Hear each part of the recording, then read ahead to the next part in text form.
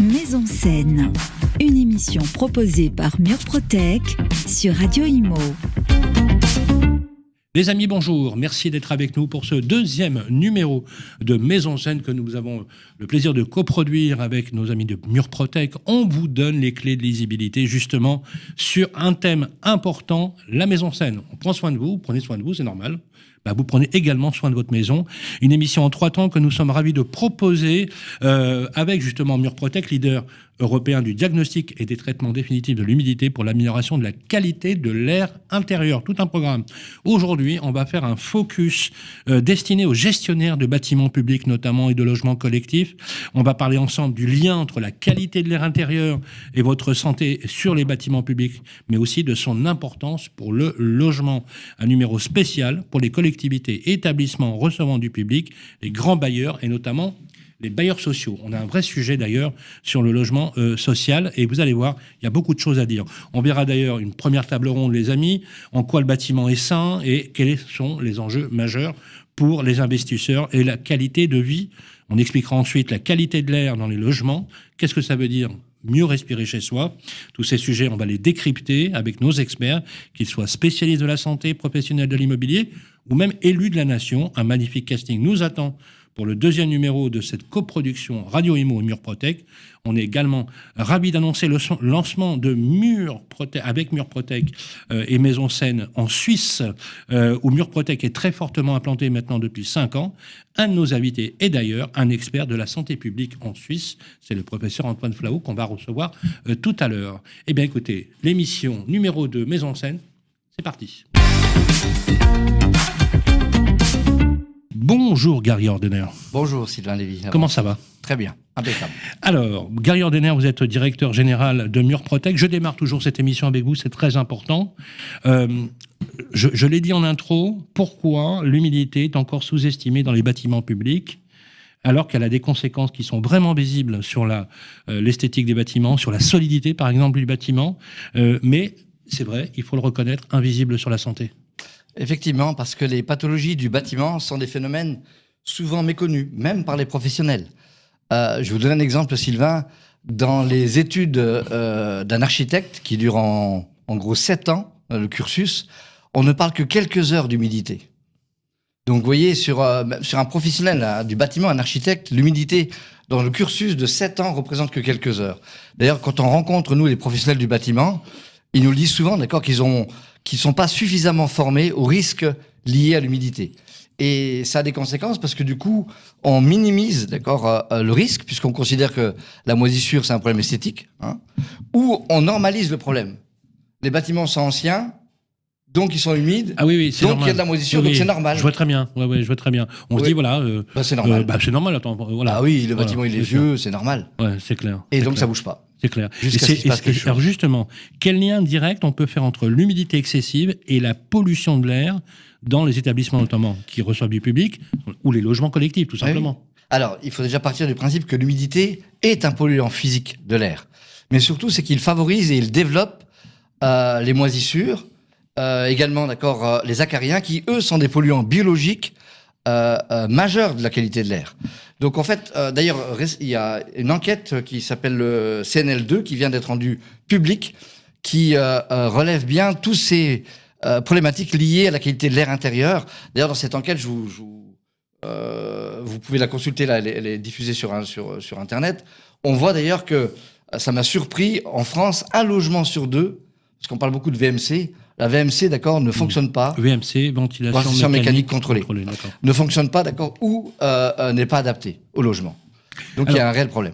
Le problème, il est aussi politique. Est-ce que les décideurs publics, politiques, locaux, par exemple, comme je l'ai dit tout à l'heure en intro, est-ce qu'ils tiennent compte véritablement des problématiques de la qualité de l'air intérieur dans leurs appels d'offres, par exemple, ou les programmes de rénovation ? Alors la qualité de l'air est encore un peu est trop peu prise en compte par les appels d'offres publics. On est surtout focalisé sur l'efficacité énergétique. Alors, ce qui est indispensable, mais si on isole sans traiter l'humidité ou la ventilation, en fait, on enferme les polluants. On fait ce qu'on appelle un effet Coué, c'est-à-dire qu'on protège de l'extérieur, mais vous vous rappelez, pour ceux qui avaient des Coué à l'époque, on transpire à l'intérieur, donc la maison n'est pas respirante. Et donc, on développe, d'accord, des bactéries. D'ailleurs, il y a quelque chose qui va répondre clairement à votre question, Sylvain. C'est que le CSTB nous dit que 37% des logements ont une présence de moisissures visible ou non visible. Mais ce qui est très inquiétant, c'est que dans les logements neufs, donc c'est votre question, dans les nouvelles constructions, même les bâtiments HQE, eh ben, ce chiffre de 37%... HQE, haute qualité environnementale. Oh, exactement. Ces bâtiments, ce chiffre ne diminue pas. Il passe de 37 à 45%. Alors qu'on devrait... Attendez que je comprenne bien. Un bâtiment neuf serait plus délétère qu'un ancien ? Oui, parce qu'on prend... Incroyable. C'est incroyable. Je vous dis, c'est le CSTB qui nous l'affirme. On passe de 37% de présence de moisissure à 45%. Alors qu'on devrait prendre en compte ces pathologies et faire des bâtiments, d'accord, qui réfléchissent avec ça. C'est vrai que dans la même mouture, quand vous dites que l'architecte est très peu formé, très peu. En fait, ça explique tout dans le schéma de construction. C'est incroyable cette information. Incroyable. Alors, est-ce que aujourd'hui, vous pourriez nous donner, à ceux qui nous écoutent, mais c'est aussi l'objet des débats d'aujourd'hui, quels sont, Gary, les signaux, voilà, des symptômes, on peut le dire comme ça, des symptômes qui doivent alerter, vous savez, le gestionnaire du bâtiment, le property manager, le gestionnaire de la copropriété, sur un possible problème d'humidité. Alors, humidité, ils connaissent, ils savent que c'est un vrai sujet, etc. Et surtout la qualité de l'air intérieur. Alors, bien entendu, concernant l'humidité et même la qualité de l'air intérieur, il y a des signes qui sont facilement visibles. Des taches, d'accord, sur les murs, de la condensation, des infiltrations d'eau, voire des odeurs. Mais dans les bâtiments, ce qu'on ne fait pas suffisamment attention, c'est aux signes physiques des occupants du bâtiment. Ça, c'est plus sournois, parce que les gens, ils ont des maux de tête, ils ont de la fatigue, des problèmes de concentration dans ces bâtiments. Des toux régulières, des irritations, parfois des choses même plus graves, des allergies, d'accord, des crises d'asthme régulières, d'accord, trop régulières. En fait, on appelle ça le SDM, le syndrome des bâtiments malsains. Et en fait, on a ces pathologies, mais on ne fait pas le lien directement avec la qualité de l'air ou le bâtiment. On affecte ça à autre chose. Et ça, il faut absolument faire de la pédagogie et de l'information, ce qu'on fait d'ailleurs ensemble. Ce que vous faites d'ailleurs extrêmement bien également avec le site, Gary, on peut aller sur le site maison-scène.fr où vous donnez tous les conseils justement à suivre. Un immense merci Gary pour toutes ces informations, ça augure bien finalement du débat à suivre. On va vous proposer une première partie, on va recevoir dans quelques instants Antoine Flao qui est professeur et directeur de l'Institut de médecine de santé et à la faculté de médecine à l'Université de Genève. On recevra également Pierre Pernaut, directeur des partenariats et de la communication et qui est ingénieur chez Airparif. Enfin, Manuel Wojciechowski, qui est formateur expert chez Murprotec, qui a un vrai savoir technique, qui nous donnera bien sûr toutes les informations. Et vous, Gary, vous restez avec nous sur le plateau. C'est à suivre. Et bien de retour sur le plateau, les amis, pour ce deuxième numéro de Maison Scène. Vous avez été très nombreux à vous connecter justement et nous demander des conseils également. Je rappelle que vous pouvez aller sur le site internet maison-scène.fr et bien sûr, bienvenue à tous nos amis de Suisse, qui nous suivent. En plus, on ne va pas bouder notre plaisir puisqu'on a un spécialiste également de la santé publique en Suisse qui est avec nous sur le plateau. Bonjour, professeur Flao. Antoine Flao, vous êtes directeur de l'Institut de santé de l'Université de Genève et spécialiste reconnu en France comme en Suisse en santé publique. Merci d'être des nôtres. Merci d'avoir accepté l'invitation. Bonjour, merci. Merci. Également qui est avec nous, Pierre Pernaut. Bonjour. Bonjour. Merci d'être avec nous. Vous êtes directeur des partenariats de la communication digitale chez Airparif et vous êtes ingénieur. Oui. Merci d'être avec nous. Avoir des techniciens, c'est extrêmement important pour comprendre les phénomènes de l'air intérieur. Et puis surtout, je compte sur vous, messieurs, pour casser un petit peu les mythes que les gens vivent au quotidien en pensant qu'en se calfeutrant chez eux, ils vivront mieux. Ce n'est pas toujours le cas. Justement, des experts, on en a besoin sur le plateau. Il est avec nous. Bonjour Manuel Wojciechowski. Bonjour. Merci d'être avec nous. Vous êtes formateur expert chez Murprotec. Donc tous les jours, vous évangélisez les foules pour donner les bons gestes et comment on peut traiter définitivement les problématiques d'humidité, mais comment améliorer surtout la vie de vos clients. Ça, c'est très important.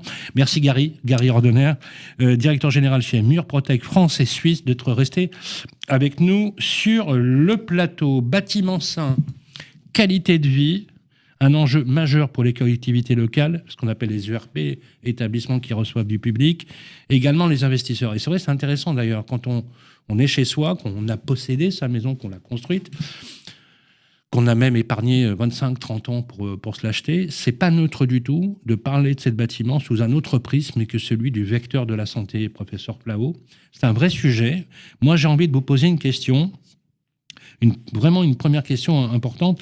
Vous avez déclaré dans une conférence à Genève que l'air intérieur compte souvent plus de polluants que l'air extérieur. Alors moi, j'ai envie de vous poser cette question. Comment ça se fait ?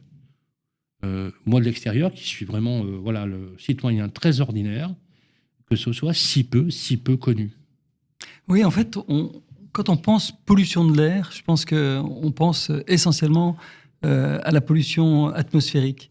Et elle existe, bien sûr, et par ailleurs, l'air intérieur est très rarement correctement filtré de la pollution atmosphérique extérieure. Donc, de toute façon, on va dire que lorsqu'il y a des pics de pollution dans une agglomération, si vous vivez dans cette agglomération, à l'intérieur, vous aurez aussi cette pollution le plus souvent.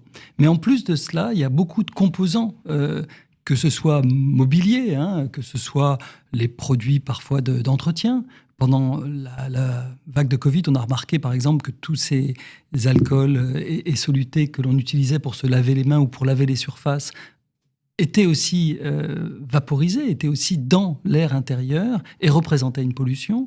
Et puis, il y a les textiles aussi, il y a les personnes elles-mêmes qui apportent avec leurs vêtements, etc., leur pollution, je dirais, leur contribution à une forme de pollution de l'air intérieur. Il y a donc beaucoup de... C'est des polluants qui sont en suspension dans l'air ? C'est des polluants qui sont en suspension. Et qu'on respire au quotidien. Voilà, parfois qui émanent simplement des matériaux dans lesquels on vit, quoi. Et tous ces matériaux ne sont pas forcément très dangereux, mais le fait de ne pas avoir, de vivre dans un air confiné, de ne pas avoir une bonne aération des locaux, fait parfois que, en effet, la qualité de l'air intérieur est souvent plus mauvaise que celle de l'air extérieur. Justement, vous avez dit également, avec les salles de classe, notamment les salles ou dans les écoles, vous indiquez dans une étude que vous mentionnez que 60% des salles de classe testées étaient mal ventilées. Oui, alors... C'est-à-dire que ça démarre, en fait, ça démarre à l'école, quoi. C'est quoi les impacts qu'on peut constater, en fait ? Alors, il y a plusieurs points à l'école. Il se trouve que alors, la réglementation demande en principe une bonne ventilation dans les écoles. Mais la réglementation n'exige pas qu'il y ait une ventilation mécanique contrôlée dans les écoles, et alors que c'est le cas pour l'habitat privé. Autrement dit, finalement, on a plutôt une meilleure aération dans l'habitat privé.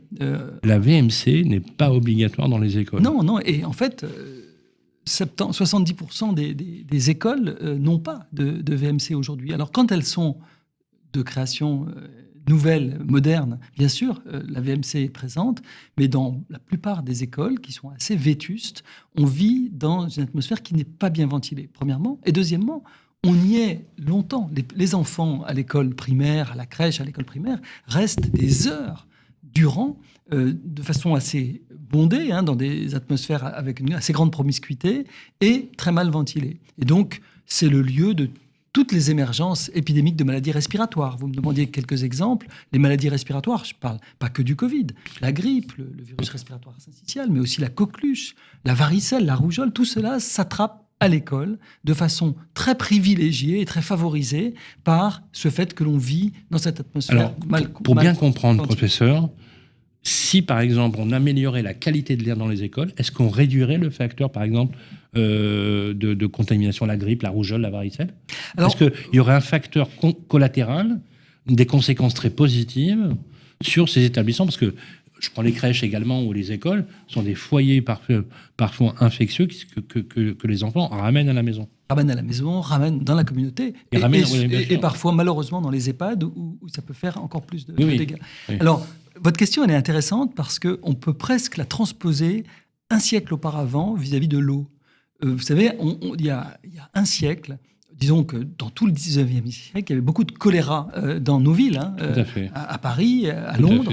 Et c'est un médecin anglais qui a découvert que l'origine du choléra, on était avant l'ère pastorienne, mais c'était lié à la consommation de l'eau de la Tamise dans les quartiers populaires de Londres.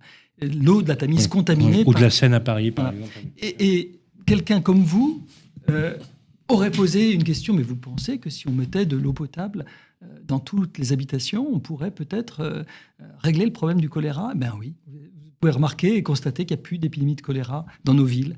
Le choléra est malheureusement encore présent dans des endroits très, très défavorisés de la planète, mais dans nos villes modernes, ça en est fait un standard de modernité. Et je pense quelque part que peut-être la pandémie nous a appris un peu cela, mais que aujourd'hui, un standard de modernité, ce serait de respirer un air intérieur de qualité, en tout cas de qualité microbiologique suffisante pour ne pas que l'on contracte ce type de maladie. Et c'est vrai que les écoles, c'est probablement... Il n'y a pas que les écoles. Je pense que les prisons sont aussi un très grand... il y a une très grande promiscuité, elles sont surpeuplées, les prisons, très mal ventilées et souvent vétustes. Et c'est un très haut lieu de propagation de la tuberculose, qui est un bacille, là, c'est une bactérie, mais qui se propage aussi dans l'air, et uniquement d'ailleurs dans l'atmosphère. Ça peut même provoquer des cancers respiratoires touchant les poumons, les bronches, etc. J'ai un cas en tête, une personne qui est décédée des suites d'une mauvaise qualité de l'intérieur, après avoir été enfermée pendant pratiquement 9 ans. Pierre Pernaut, le projet Aéron. C'est comme ça qu'on l'appelle, Aéron. Alors, c'est formidable ce que vous avez fait, parce que je veux vraiment que vous développiez. Airparif a mesuré les pics de CO2. Vous les avez mesurés dans 112 établissements parisiens. Résultat, 25%, mais c'est énorme, dépasser les seuils. Voilà, vous nous expliquez d'abord la méthodologie, mais qu'est-ce qu'il faut retenir d'un chiffre qui me paraît, moi, franchement, ahurissant?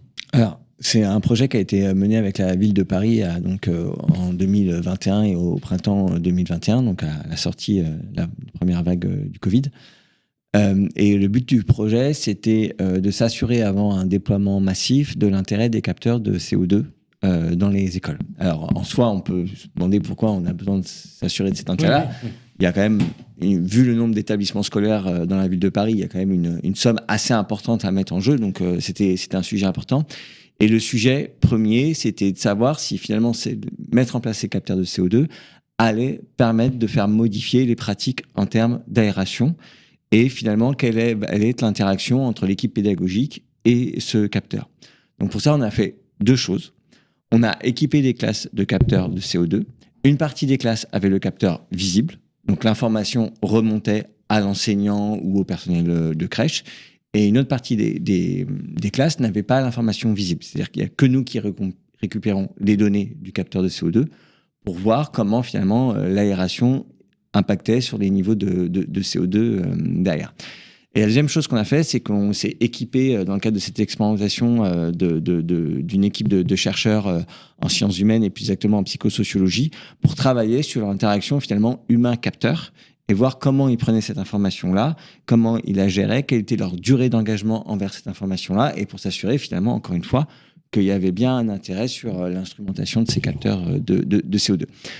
Donc bien évidemment, à partir de cette expérimentation, on a récolté un nombre très très important de données qu'on a pu croiser. On a pu faire ce diagnostic-là. Donc oui, en fait, vous avez 50% des concentrations qui sont supérieures, voire égales à 800 ppm, le seuil recommandé par le Haut Conseil de santé publique.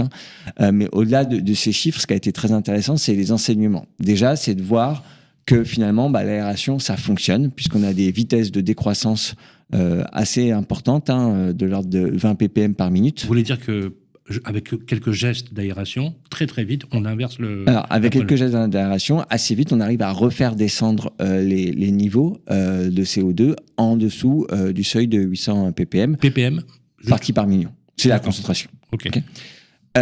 Donc, ça, c'est important. On arrive à voir aussi, à quantifier au bout de combien de temps on dépasse ces 800 ppm. C'est-à-dire, à partir du moment où les élèves rentrent en classe, grosso modo, en fonction des classes, il faut 20 à 40 minutes pour pouvoir atteindre ce seuil de 800 ppm. Donc, ça va permettre de faire des recommandations très pratiques, qui sont bien évidemment d'aérer pendant les interclasses, et puis d'aérer aussi au milieu du cours, finalement, pour jamais se retrouver au-dessus de ce seuil de 800 ppm, voire de 1000 ppm. Ah oui, mais j'hallucine à quel point... Vous savez, moi qui suis de l'extérieur, qui suis plutôt observateur, vous savez ce que je me dis? Je me dis finalement qu'avec quelques gestes, un peu de pédagogie, et un peu d'ingéniosité, on peut très vite inverser le problème. Parce que ce que je comprends dans ce que vous dites, c'est que très rapidement, on peut changer la méthode. C'est ça l'enseignement aussi. Alors oui, l'enseignement, c'est s'assurer que finalement, le comportement des équipes pédagogiques vis-à-vis des questions d'aération était le bon et que finalement, ils étaient à l'aise aussi avec ces recommandations. Parce que, rappelez-vous, encore une fois, on était en 2021, donc il y a eu quand même beaucoup de sensibilisation sur ces enjeux-là, en lien avec les épidémies du Covid. Le Covid a fait évoluer la... Voilà. Ça a permis de prendre plus conscience. Bien évidemment, ça a permis de prendre beaucoup plus conscience. Par contre, en fait, à partir du moment où vous disposez d'une information personnalisée, là, en l'occurrence, le capteur dans la classe, vous pouvez voir directement les conséquences de vos gestes. Donc, vous pouvez voir directement quand vous aérez les concentrations en CO2 qui diminuent. Donc, c'est synonyme de quoi? Surtout d'une meilleure ventilation. Et ça, c'est un élément important. De la même façon, si vous aérez pas, vous voyez les concentrations qui montent et le capteur qui s'allume en orange puis en rouge. C'est quoi les contraintes spécifiques à la gestion de la qualité de l'air dans les ERP justement sensibles comme les écoles? C'est quoi les contraintes auxquelles vous avez dû faire face? Alors, en fait, ça a été évoqué sur Paris, mais plus globalement sur la région Île-de-France. On a 2 spécificités sur ces ERP. La première, c'est qu'on peut avoir des établissements qui sont assez âgés, enfin des établissements vieux, donc des infrastructures qui sont compliquées, et la modernisation des ventilations n'est pas forcément tout le temps au rendez-vous. Et la deuxième, elle est très spécifique à notre région, c'est que pour notamment des raisons de foncier, mais je pense que vous connaissez mieux ces enjeux que moi, on a beaucoup d'établissements recevant du public à proximité des gros axes routiers.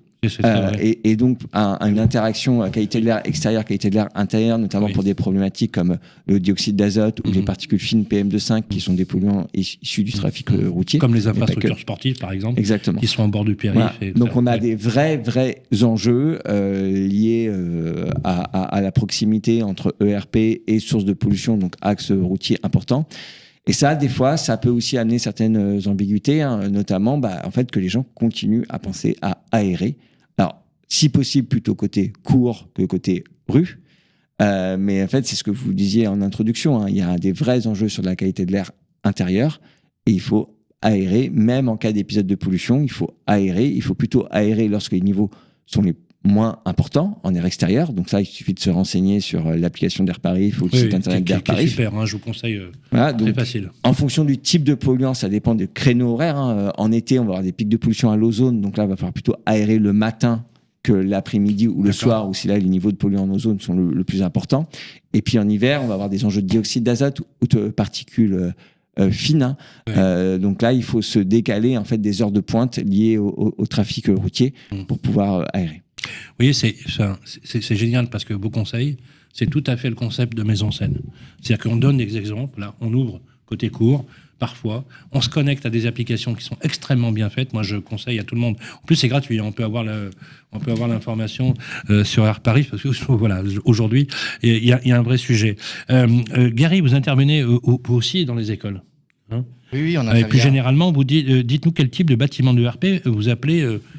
Ils vous appellent fréquemment dès qu'il y a un sujet là-dessus. Oui, on intervient régulièrement, on fait des diagnostics et des traitements dans des lieux de culte, d'accord, dans des mairies, bien sûr, de plus en plus dans des petits commerces comme les salons de coiffure, etc. Les lieux de culte vous appellent. Ah oui. Ouais. Pour des gros problèmes d'humidité, et même dans des églises ou d'autres qui ont 500 ans ou 700 ans, comme quoi. C'est vrai, Tout à fait. Je ne rends vraiment pas compte. Ouais. Et on a de plus en plus également, comme je vous dis, des petits commerces, d'accord, les salons de coiffure où le renouvellement de l'air est important, d'accord, là. Les EHPAD, le professeur Flau en parlait, d'accord, où d'ailleurs récemment, les EHPAD ont une obligation de vérifier la qualité de l'air intérieur, ils ont une obligation. Et effectivement, dans beaucoup de crèches, maternelles, écoles, on a énormément de demandes. On a d'ailleurs traité une maternelle en Vendée où il y avait des vrais problèmes de moisissure dans la salle de classe et dans la salle d'activité. Par des remontées capillaires. Et on en a profité avec cette école pour faire un partenariat avec les parents d'élèves, justement pour les sensibiliser à tous ces risques liés à l'humidité, parce que c'est là qu'on se rend compte que les gens ne sont pas du tout informés. Vous parlez tout à l'heure, professeur, de l'eau, de Londres. C'est vrai que si aujourd'hui l'eau du robinet elle sortait verte, on ne la consommerait pas parce qu'on se dirait elle n'est pas consommable. Le problème de l'air, c'est qu'on ne voit pas. On ne voit pas ce qu'il y a dans l'air. Et un être humain, il recycle à peu près 10 000 litres d'air par jour. On passe 80% de temps dans un espace clos. Donc, vous et moi, Sylvain, on respire 8000 litres d'air dans des espaces clos. Il faut faire en sorte que cet air soit le plus sain possible, quoi. Mais alors, justement, c'est quoi j'allais dire, mais je vais peut-être poser la question directement à Manuel. Les symptômes, Manuel, que les équipes détectent souvent dans les collectivités, c'est lesquels ? La première problématique qui revient très souvent, c'est ce qu'on disait, c'est la qualité de l'air. Donc des problèmes de pollution intérieure, des problèmes de moisissure. On a également sur des bâtis un peu plus anciens des problèmes de remontée d'humidité par capillarité. Alors justement, vous pouvez nous expliquer là, comment ça remonte ? Voilà, je suis un néophyte complet. Expliquez-moi, ça veut dire quoi ? Une remontée capillaire. En fait, les remontées d'humidité par capillarité, c'est souvent, si vous voulez, les fondations qui sont en contact avec le sol, qui se chargent de sel, de polluants et d'humidité. Cette humidité à l'état gazeux remonte par capillarité la plupart du temps au cœur du mur. Et donc, elle va chercher à sortir d'un côté ou de l'autre. À l'état gazeux. À l'état gazeux, tout à fait. Donc, elle se charge également de sels minéraux, tout ce qui est nitrate, nitrite, phosphate, qui sont présents naturellement dans le sol. Et quand elle sort du mur, donc au contact de l'oxygène, elle se cristallise et elle se transforme en salpêtre. C'est ce salpêtre-là, justement, c'est un peu les taches blanchâtres qu'on voit des fois en soubassement de murs. C'est très mauvais pour la santé, ça, professeur, le salpêtre. Salpêtre, oui, c'est tout ce qui est moisissure, tout ce qui est humidité des murs, etc. C'est vecteur d'un certain nombre de pathologies. Et donc vous, alors comment on fait alors ? Donc du coup ça sort. Ça ressort en fait effectivement d'un côté ou de l'autre. Ça abîme le mur, ça génère des problèmes intérieurs. À l'intérieur, il y a du salpêtre. Autant à l'intérieur qu'à l'extérieur, effectivement, ça va jouer sur les revêtements décoratifs, sur la tapisserie, sur les plâtres, les papiers peints. Ça va amener effectivement des moisissures. Et ensuite, effectivement, ça va dans l'air. Donc, ça dégage des composés organiques volatiles qui ont un impact direct sur la santé des occupants. Et des impacts qui peuvent aller jusqu'à une mortalité. Tout à fait, effectivement. Parce que on a bien annoncé des chiffres dans le premier numéro. Gary, je voudrais juste vous faire réagir avant de vous poser une question un peu plus technique à vous, Gary. Professeur Flao, Pierre Pernaut, est-ce que vous saviez que les estimations, vous me dites si je me trompe, c'est environ 20 000 morts, 1000 morts par an, liés directement ou indirectement à un défaut de qualité de l'air dans les bâtiments, dans l'habitat. Ça vous surprend ? Parce que moi, quand je l'ai lu, je me suis dit, mais attendez, j'ai regardé la prévention routière, il y a 4 fois moins de morts et il y a carrément un délégué interministériel qui s'en occupe. Et là, rien. Est-ce que le raccourci a été fait rapidement par l'ANSES ? Je crois que c'est l'ANSES qui a communiqué là-dessus, l'agence sanitaire. Voilà, professeur Flao, une réaction, ça vous étonne pas ? Comme ça a été dit, finalement, la qualité de l'air, c'est pas très visible, et donc ça fait partie de ces ennemis un peu négligés parce qu'on ne les voit pas, qu'on ne les constate pas. En fait, l'Organisation mondiale de la santé a chiffré à 7 millions le nombre de victimes chaque année dues à la pollution de l'air extérieur et intérieur. 7 millions 7 millions dans le monde. Oui, dans le monde, ah oui. Non, mais même, 7 millions dans le monde, ça veut dire que c'est à peu près l'équivalent de ce que cause comme mortalité le tabagisme. Donc finalement, on a une sorte de... Tout le monde sait que le tabac tue, fumer tue, etc. On le dit, on le sait. Voilà, certains continuent à fumer, mais c'est pas par méconnaissance. Et ils savent, on sent bien que la cigarette est dangereuse. Mais la cigarette, on dit qu'une cigarette... un fumeur sur 2 va mourir de son tabagisme. Donc c'est extrêmement dangereux, tout le monde le sait. Mais pour la qualité de l'air... Alors, la pollution atmosphérique, il commence à y avoir une prise de conscience que l'on a... Alors, on parle de la mortalité, mais on ne parle pas, par exemple, la maladie d'Alzheimer, la démence sénile, est favorisée largement par la pollution atmosphérique. Il y a des travaux scientifiques qui, maintenant, montrent que les gens qui ont souffert d'une exposition forte à la pollution ici atmosphérique, aux particules fines en particulier les particules de 0,5 liées aux émanations à la combustion des hydrocarbures, entraînent des pathologies chroniques. On le savait très bien pour les maladies respiratoires, éventuellement même les allergies respiratoires. On le savait aussi pour les cancers et les maladies cardiovasculaires, et aussi la maladie d'Alzheimer. Et comme vous le dites, au bout du compte, également une mortalité. Donc pour l'air intérieur, c'est presque encore plus négligé que la pollution atmosphérique. Il y a encore moins de prise de conscience que, en effet, vivent dans un air très pollué. Alors, ça dépend des endroits du monde. Il y a des endroits où, en plus, on utilise beaucoup de je dirais, d'énergie fossile, souvent de bois en fait, pour chauffer simplement les repas. Vous savez, beaucoup de fourneaux sont à bois et dégagent à l'intérieur une très mauvaise, un air de très très mauvaise qualité. Bien sûr, comme le charbon qu'on utilise encore aujourd'hui à titre domestique. Manuel, est-ce que les clients, quand vous leur dites ça, ils vous croient ? Pas toujours évident. C'est pas toujours évident parce que... Là, ils vous disent non, c'est pour me vendre votre truc. Et en fait, parce que ça paraît tellement ahurissant, Manuel, vous le savez, que c'est fou, quoi. Non seulement ils ont du mal à y croire, et ce qu'on voit aussi, nous, de plus en plus, c'est qu'on a des stades qui sont de plus en plus avancés, qui sont de plus en plus graves quand on arrive. Ça veut dire que leur prise de conscience, déjà, pour faire un diagnostic, elle est de plus en plus tard par rapport à la problématique constatée dès le départ. Donc ça, déjà, c'est ce qui est inquiétant. Il faut savoir qu'en plus, l'humidité, elle progresse un peu comme une maladie. Elle a plusieurs stades de dégradation. Elle a un stade terminal, d'ailleurs, aussi, puisqu'il faut savoir que dans 15% des cas, Sylvain, des diagnostics qu'on réalise aujourd'hui en France, il n'y a pas ou plus de solution. C'est trop tard. Alors qu'on comprenne bien, vous arrivez sur une maison et là vous dites c'est cuit. Tout à fait. Mais c'est quoi on rase dans l'absolu, je caricature peut-être un peu, mais qu'est-ce qu'on fait ? J'ai envie de vous dire, on rase quand on peut raser si ça ne s'est pas effondré avant. Parce qu'il y a de plus en plus de cas où il y a des problématiques de fissures, d'effondrement, de choses comme ça. Et après, on parlait de santé. Quand on a des problèmes de santé et qui sont chroniques, c'est aussi trop tard. D'accord ? Donc, moi, ce que je dis, c'est que ce qu'il faut faire, comme les maladies, il faut se faire dépister. Donc, il faut faire des diagnostics. D'accord ? Il ne faut pas attendre dès les premières apparitions de symptômes. Parce alors, on en parlera tout à l'heure, bien évidemment, parce qu'on va continuer ce débat, mais on ne se dit pas, messieurs, que la maison dans laquelle je vis peut être une arme, entre guillemets, par destination. Vous voyez ce que je veux dire ? C'est maslonien, quoi. Quand vous êtes chez vous, vous vous sentez bien, en sécurité. Et vous ne vous dites pas, je respire mal, c'est vrai. Quand vous avez travaillé toute votre vie pour construire votre maison, vous n'avez pas réfléchi en disant, moi, le salpêtre, je ne savais même pas ce que ça voulait dire. Donc, pour être très clair, on ne se doute pas de tout ça. Qu'est-ce qui fait, et c'est ça que j'aimerais comprendre en tant que journaliste, qu'on en parle maintenant ? Pourquoi cette prise de conscience ? Parce qu'on sent, ça, je ne sais pas si vous le sentez également, qu'il y a un mouvement autour de la santé dans l'habitat qui se développe, la rénovation énergétique qui avant privilégiait les économies d'énergie, aujourd'hui se préoccupe du confort de l'été, du confort de l'hiver, etc. etc. Pourquoi c'est si puissant maintenant ? Moi, je pense qu'on réagit aujourd'hui parce que, comme on le disait tout à l'heure, les cas sont de plus en plus graves. Voilà, on tombe malade beaucoup plus vite. Il y a aussi eu une politique de surisolation qui fait que les problématiques sont visibles beaucoup plus rapidement et sont beaucoup plus vite aggravées, d'accord ?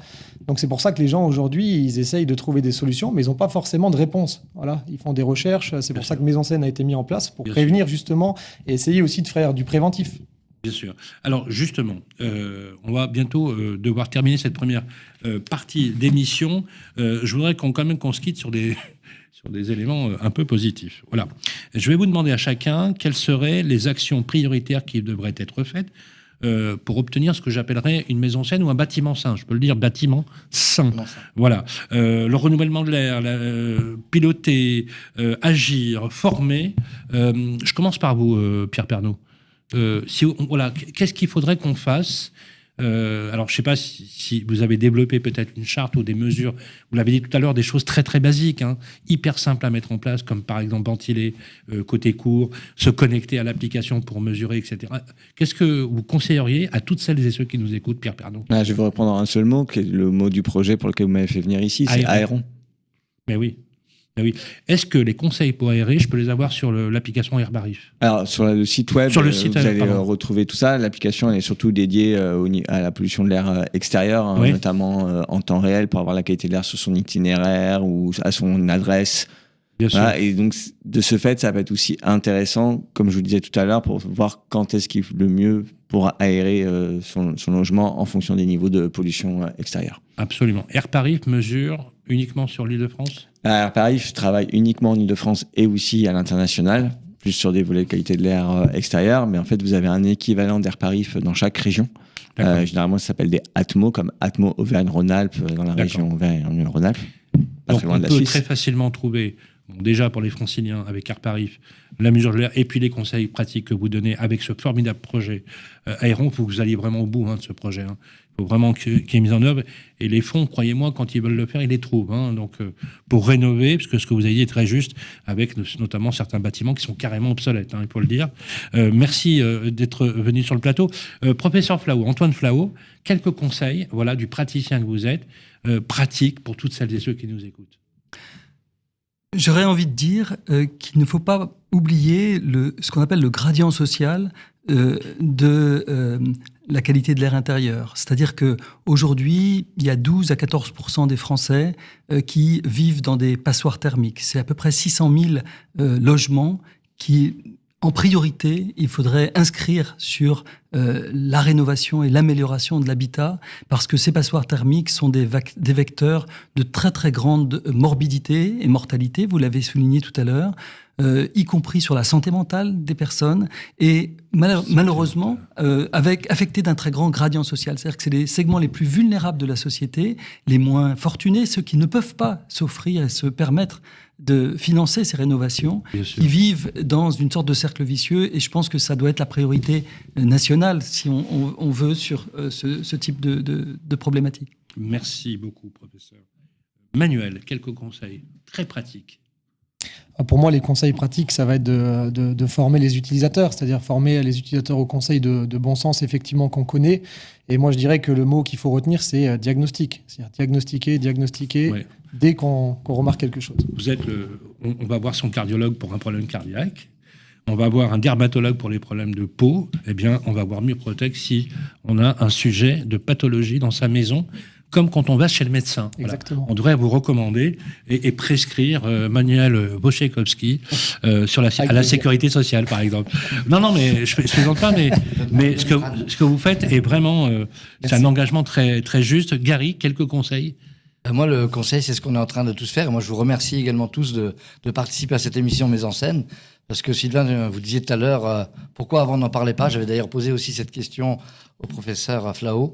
Et ben là, on en parle. Et si on en parle, ça va mettre les choses en mouvement et on va trouver les solutions. Il faut en parler et répéter. D'ailleurs, je salue votre action, Gary Ordener, avec Murprotec, justement, pour la production de cette émission. Un immense merci à vous, Antoine Flao, professeur, directeur de l'Institut de santé à la faculté de médecine à l'Université de Genève. Merci pour ce que vous faites, professeur, extrêmement clair et très pédagogique. Un immense merci à vous, Pierre Pernaut, avec ce projet Aéron, directeur des partenariats communication et digital, ingénieur chez Air Paris. On peut se connecter sur le site et suivre toutes vos recommandations. Manuel Wojciechowski, merci beaucoup, formateur expert chez Murprotec. Changez rien, continuez comme ça. Et bien sûr, un immense merci à vous. Gary Ordener, directeur général de Murprotec France et Suisse. Et un petit clin d'œil pour nos amis suisses. On va recevoir dans un deuxième temps François Jolivet, député de la première circonscription de l'Indre, qui va nous parler justement du logement et du rapport avec la santé. Martin Lagan, directeur de la communication et porte-parole de l'ANA. Olivier Principal, président de la FNAIM du Grand Paris. Steve Ordener, qui est professeur à l'Université de Lorraine, chargé de mission auprès de la direction générale du Murprotec, et Édouard David, responsable du pôle d'engagement sociétal de Murprotec. Merci messieurs, et à tout de suite. Eh bien, vous êtes de retour sur le plateau. Si vous avez pris l'émission en cours de route, pas de souci. Vous savez que cette émission est découpée exactement en 3 parties. Nous sommes dans la deuxième partie de l'édition numéro 2, Mise en scène. Un petit clin d'œil à nos amis suisses, puisque ce programme, ils peuvent également le consommer en Suisse et avoir toutes les informations sur comment avoir une maison la plus saine possible pour respirer mieux. La qualité de l'air, expliquée par le menu. On est ravis d'être avec vous. Pour cela, on va parler avec des élus, des professionnels, des techniciens, parfois des financeurs également de la rénovation énergétique. En tout cas, le mouvement est lancé. Bonjour François Jolivet. Bonjour.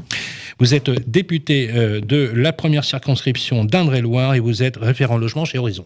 De l'Indre tout court. Oh pardon, de l'Indre. Pourquoi ils disaient oui, effectivement, on n'est pas exactement au même endroit. Merci d'être avec nous, François Jolivet. Martin Lagan, bonjour. Bonjour. Directeur de la communication et porte-parole de l'ANA, l'Agence nationale de l'amélioration de l'habitat. Merci d'être avec nous, puisque vous êtes au cœur du réacteur, si je puis dire, sur la qualité de vie des Français et la rénovation énergétique. Merci d'avoir pris le temps de venir sur notre plateau. Bonjour Olivier Principal. Bonjour Sylvain. Merci d'être avec nous. Vous êtes président de la FNAIM Grand Paris. Paris. Je rajoute également que vous êtes patron de votre propre groupe immobilier et donc vous êtes également un grand spécialiste de cette problématique qui est liée à l'humidité, la qualité de l'air, la qualité de vie des habitants d'un point de vue technique, d'un point de vue patrimonial, mais également du bien-vivre de vos clients. Merci d'être avec nous. Également avec nous, Steve Ordener. Bonjour Sylvain. Merci d'être avec nous. Alors, Steve Ordener, vous êtes professeur associé à l'Université de Lorraine et vous êtes justement chargé de mission auprès du directeur général de Murprotec. Merci d'être avec nous. On va parler justement des sciences du comportement et des problématiques qui sont liées à la prise de conscience, notamment de la qualité de l'habitat, comme étant un des éléments de la facteur de santé publique ou d'amélioration de la santé publique. Merci également, bonjour à Édouard David. Bonjour Sylvain. Voilà, avec qui je coproduis également cette émission. Vous êtes le responsable du pôle d'engagement sociétal de Murprotec et particulièrement vous êtes l'initiateur et le développeur du programme Maison Saine dont on va parler tout à l'heure. Voilà, un clin d'œil également à notre maître à tous, Pascal Bruno, qui nous écoute de l'autre côté. Merci à toutes et à tous d'être avec nous pour cette émission. On va aller très très rapidement sur la question, on va dire, politique. Je ne peux pas résister, voilà, surtout quand François Jolivet est sur le plateau. Les résultats de la campagne nationale Logement 2, justement sur les améliorations, les potentiels justement d'amélioration, on démontre que 20% des logements sont toujours concernés par des problèmes d'humidité visibles et que de nombreux polluants de l'air persistent. Vous avez écouté la première partie de l'émission, c'est vraiment... moi, ça me semble complètement ahurissant. Politiquement, qu'est-ce que ça vous amène comme conclusion, vous? Parce que je rajoute également que vous avez dirigé un bailleur social et que s'il y a une personne en politique qui connaît bien le logement, c'est François Jolivet. Merci pour vos mots. Qu'est-ce que cela m'inspire? Ça veut donc dire que l'objectif de l'amélioration de la qualité de vie dans son ensemble dans le logement n'est pas atteint. Alors après, comme certains d'entre vous, j'étais très étonné de savoir que 60% des groupes scolaires avaient une qualité de l'air médiocre. Je serais tenté de dire, qu'est-ce qu'ont fait les autres 40%? On devrait plutôt les mettre à l'honneur. Et vous connaissez le domaine de la loi et le domaine du règlement. Vous savez, le parlementaire, il vote la loi, il contrôle l'action du gouvernement et les ministères établissent les règles par décret et arrêté. On devrait s'intéresser beaucoup au guide de procédure des métiers. Quand on nettoie une école, en tous les cas chez moi lorsque j'étais maire, c'était porte ouverte et fenêtre ouverte. On les refermait à la rentrée. Et lorsqu'il y avait l'intercours, on les ouvrait. Et d'ailleurs, j'ai fait appliquer ça lorsque j'étais maire parce que j'avais vécu ça en tant qu'élève. Et je commence à avoir un peu de bouteille. Ça veut donc dire qu'on a sans doute, en marchant, on a oublié des choses. Et puis, sur la forme, et quand on parle de la réhabilitation des logements, on vise tout de suite les logements anciens, mais moi je voudrais parler des logements neufs. On a fait des boîtes, donc il faut des VMC. Des VMC avec un contrat d'entretien, parce qu'en fait, s'il n'y a pas d'air qui rentre, tout le monde meurt. On en est là tout de même, dans certains groupes. Vous avez des dirigeants qui se font des délégations de responsabilité pénale entre eux, parce que l'immeuble que l'on a pris en charge, qu'il soit de bureau ou qu'il soit d'habitat, il a des risques. Et je pense qu'on n'a pas tiré les conséquences de tout ça, mais au bout du bout, moi ce que je retiens d'un point de vue politique, Sylvain, c'est que on a sans doute perdu en marchant, si j'ose dire, un certain nombre d'habitudes de travail et de manière d'être. Et puis ensuite, on a tout inventé pour pouvoir faire augmenter les charges des occupants des logements ou des bureaux. Et qu'en fait, les gens, ils n'ont pas forcément les moyens de se payer tout ça. Donc, il faut retrouver revenir à des choses peut-être plus simples. Et finalement, je disais à quelqu'un tout à l'heure que le plâtre avait peut-être pas que du mauvais pour capter l'humidité à une certaine époque. En tous les cas, voilà, les grosses maisons qui ont plusieurs siècles, où des gens habitent toujours, c'est pas du placo. Il n'y a pas de VMC, ventilation mécanique contrôlée, parce qu'en fait, parfois, l'air peut-être passe sous les portes, mais il y a une ventilation naturelle. On n'a pas bouché les ventilations hydro-réglables en expliquant que c'est le chauffage qui s'en va, donc il faut tout boucher. Et là, on fait une cage privée d'air, entrant et sortant. Voilà, je pense qu'il faudra habituer les gens simplement à s'occuper de leur logement. Et puis à veiller à ce que l'action publique n'impose pas des choses qu'on ne sait plus entretenir après. D'ailleurs, pour illustrer le propos, puisqu'il y a eu des cas, on a parlé des problématiques de suroccupation des prisons, par exemple, mais on a eu le cas, puisque dans le premier numéro de Maison Scène, nous avions écouté, avec beaucoup d'émotion, le témoignage de Marine Leblond, qui a d'ailleurs créé son association Combat pour Marine, justement, puisque cette jeune fille de 30 ans, tout à fait normale, ordinaire, comme toutes les filles de son âge, a vu une transplantation de ses poumons. Et pour la première fois, on a fait le lien entre la pollution du mur côté chambre dans laquelle elle vivait, dont elle a respiré l'air. Il se trouve que sur des personnes qui sont vulnérables, parce qu'elle avait certainement, effectivement, un terrain favorable, ça a catalysé cette maladie. Et à 2 heures près, c'est incroyable mais vrai, à 2 heures près, elle était plus de ce monde s'il n'y avait pas eu un greffon qui arrivait, puisqu'elle est restée 3 semaines à l'hôpital sous assistance respiratoire, en attendant désespérément un greffon. Et le jour, Édouard, vous saviez ce que vous aviez initié, quand le greffon est arrivé, il lui restait à peu près 2 ou 3 heures à vivre. C'est ça, ouais. Vous voyez, Martin Lagan, quand tout de suite on prend cette mesure, ça nous fait prendre conscience effectivement du sujet. Je voudrais vous poser une question complémentaire et merci encore une fois vraiment d'être là. Pourquoi les travaux de rénovation et d'amélioration de l'habitat sont-ils vraiment décisifs pour garantir vraiment une qualité de vie? Je ne parle pas uniquement le fait de dire à l'ANA on va nous financer, mais de dire aux Français il faut que vous fassiez quelque chose. Il faut que vous amélioriez vos conditions de vie. Merci beaucoup d'abord pour votre invitation, parce que c'est vrai que la rénovation de l'habitat, souvent on le prend sous l'angle de la consommation énergétique ou de finalement le contrôle des factures d'énergie. Oui.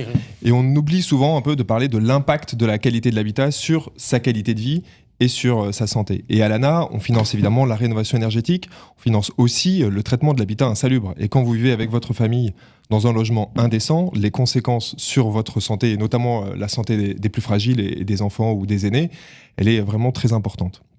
Donc rénover son logement va permettre d'améliorer la qualité globale de l'air à l'intérieur en jouant sur l'isolation et surtout sur la ventilation, parce que quand on isole, c'est très important de ventiler, parce qu'au cœur de cette problématique, et ça a été très bien exposé lors de la première table ronde, il y a la question de la régulation de l'humidité. Et donc une rénovation énergétique, elle va permettre un air intérieur de qualité, à condition que ce soit une rénovation de qualité.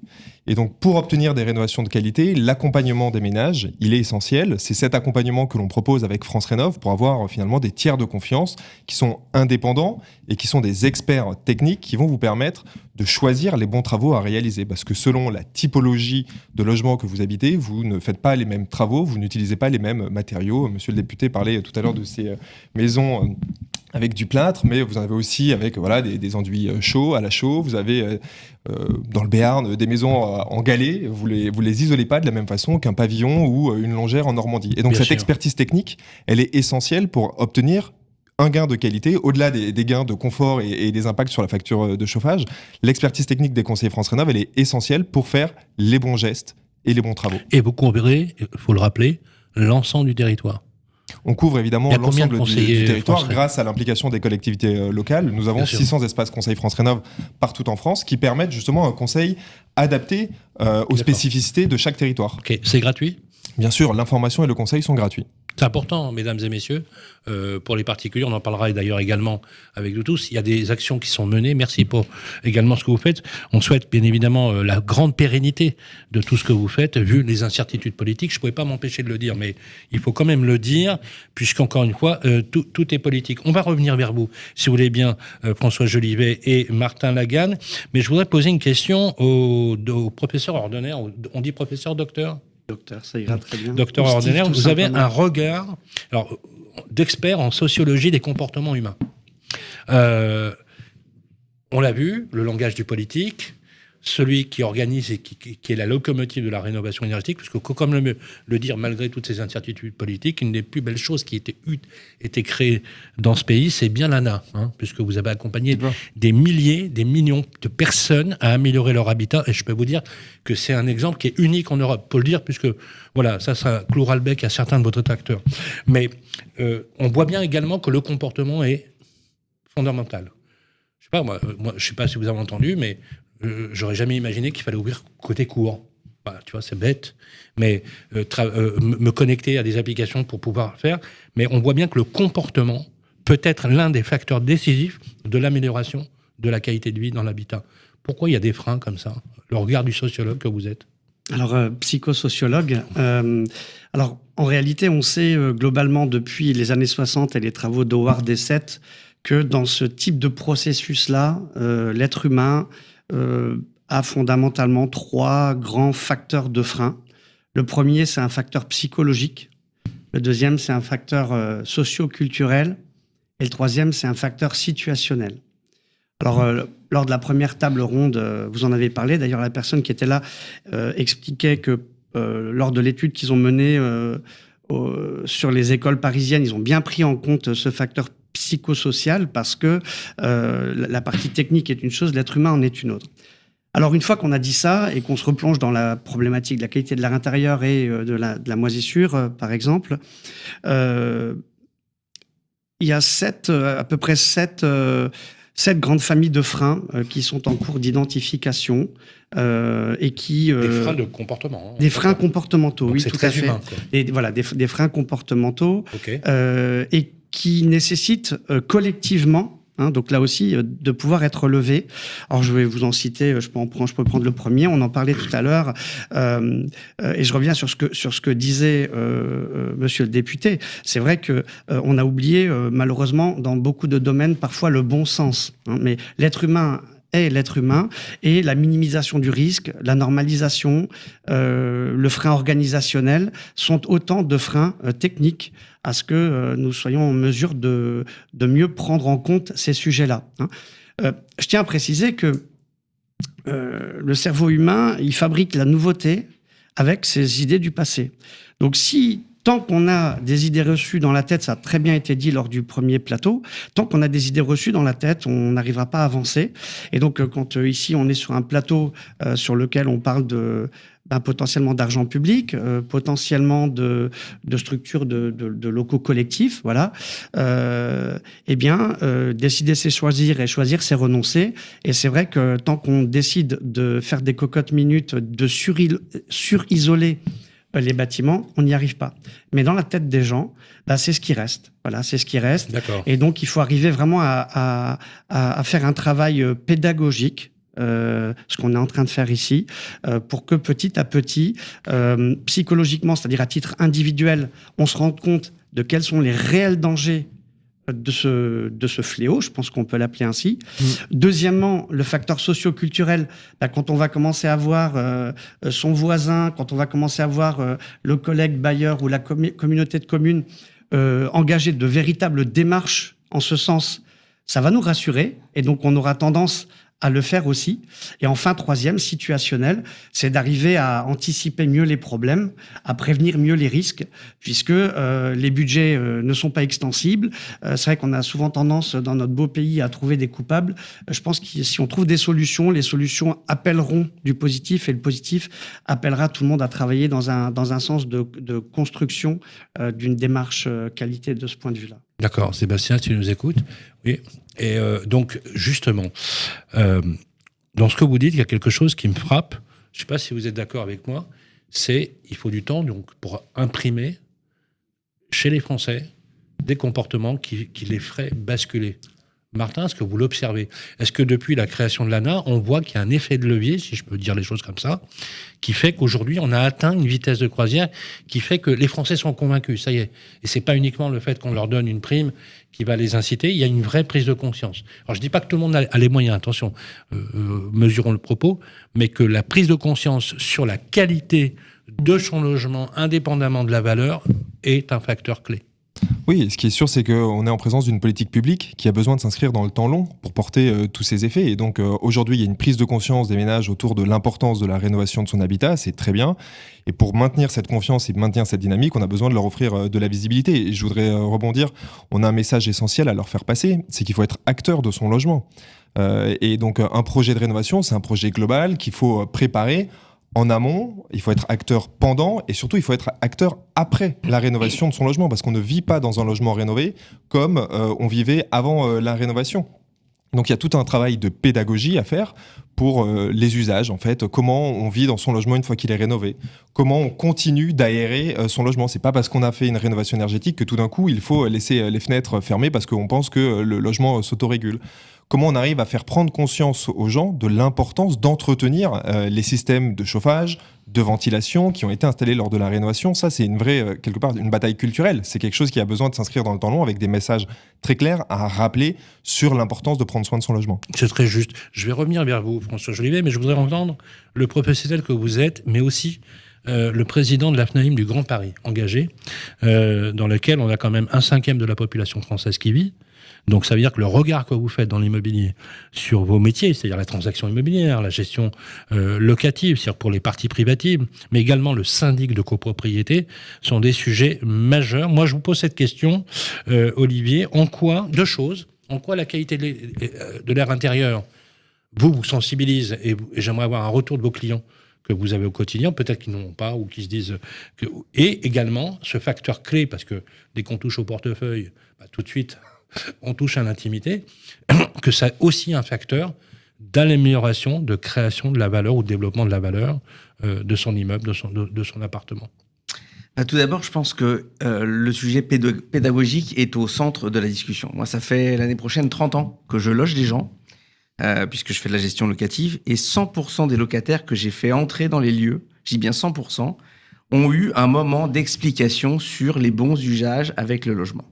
On a vu très rapidement arriver, il y a un peu plus de 20 ans, des fenêtres double vitrées en PVC et on avait la condensation qui commençait à apparaître sur les carreaux autour des portes parce que les gens laissaient les fenêtres fermées.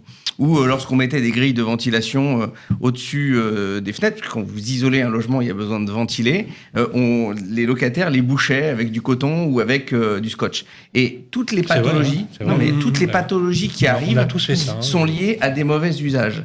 Quand on vous appelle pour vous dire qu'il y a de la moisissure derrière le tas de cartons qu'on a appilé dans l'angle, on en oublie que l'air doit circuler. Et en réalité, même si on met en place des dispositifs techniques adaptés, on a des usages de vie. Je donne un exemple aussi concret. Il y a des gens qui pensent qu'en coupant leur chauffage pendant la journée, ils vont faire des économies. Et en réalité, quand vous coupez votre chauffage dans la journée, vous créez une telle différence de température à l'intérieur du logement que vous accélérez des phénomènes de condensation. Et en réalité, vous consommez beaucoup plus d'énergie quand vous remettez le chauffage le soir, parce qu'il faut refaire chauffer la pièce. Et en attendant, vous créez de l'humidité et de la moisissure.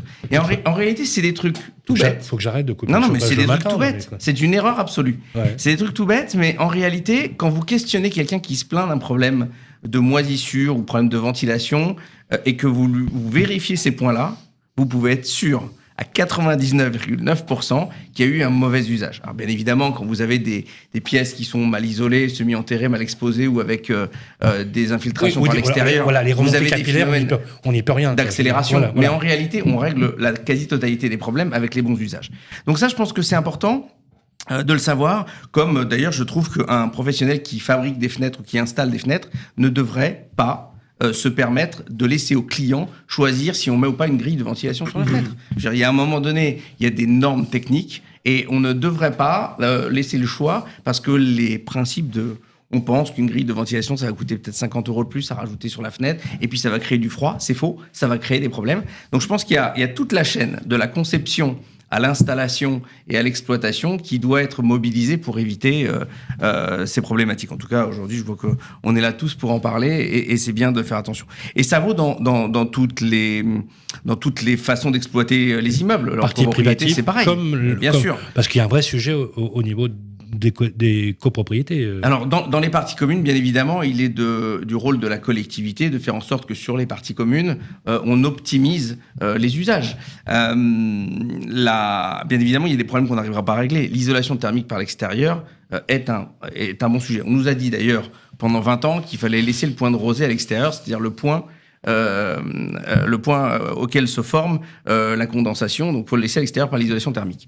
On voit bien qu'avec le bâti qu'on a, et moi qui suis président de la FNAIM du Grand Paris, j'ai quasiment que de l'haussmannien autour de nous, et bien évident que je ne vais pas laisser le point de rosée à l'extérieur. Donc on est en train de faire revenir pour des questions d'isolation thermique le point de rosée à l'intérieur en y mettant l'isolation thermique par l'intérieur. Donc il faut savoir jauger les usages, se faire accompagner. Moi je pense que de toute façon, sur n'importe quelle rénovation importante, on fait appel à un syndic, il n'y aura pas de sujet sur le fait de missionner un maître d'œuvre ou se faire accompagner, notamment par l'ANA. Mais il ne faut pas croire que n'importe quel Pékin est sachant. Il faut se faire accompagner pour que l'équipement technique qu'on va rajouter ou qu'on va modifier sur l'immeuble soit en adéquation avec l'usage qu'on fait de cet immeuble et le résultat qu'on va en obtenir. Ça me paraît essentiel. Commentaire, Edouard. Par rapport à tout ça ? Oui. Non, mais moi, je suis totalement d'accord sur l'aspect pédagogique, en tout cas, et le fait d'accompagner, en tout cas, la plupart des usagers aux bonnes pratiques, puisque c'est quelque chose qui se perd. Mais ça vient de ce dont on a l'habitude de dire, hein, c'est-à-dire qu'il y a un manque de connaissances qui est crucial aujourd'hui. Hein. Le fait d'obstruer des grilles de ventilation, on le fait parce qu'à un moment donné, il y a quelque chose qui avait été dit qui m'avait beaucoup plu lors de la première émission qu'on avait faite, c'était le fait de dire qu'à un moment donné, derrière le fait d'isoler, forcément, il y en a une facture. On isole parce qu'à un moment donné, on est animé par le besoin de réduire la facture énergétique. C'est vrai que quand on parle de qualité de l'air intérieur, quand on parle de moisissure, il n'y a pas tellement de facture, en fait. C'est quelque chose qui est peu palpable. Donc, c'est pour ça qu'il faut qu'on change les mindsets d'une certaine manière. Il faut qu'on arrive à éduquer, et faire en sorte qu'on ait un public qui soit attentif justement à son logement et qu'ils aient conscience de ces risques, à un moment donné, des risques de l'habitat sur la santé. On peut concilier la sobriété énergétique, bien évidemment, la qualité d'utilisation. Et effectivement, on a vraiment l'impression, à vous écouter, que l'usage, c'est vraiment la colonne centrale, finalement, qui permet d'arc-bouter, finalement, tout ce développement. C'est ça. Ces enjeux dont vous parlez, c'est pas des enjeux qui sont aux antipodes, c'est justement complémentaire. Quand on parle de ventilation, quand on parle d'humidité, c'est des enjeux qui sont complémentaires. Aujourd'hui, traiter l'humidité, c'est clairement réduire la facture énergétique.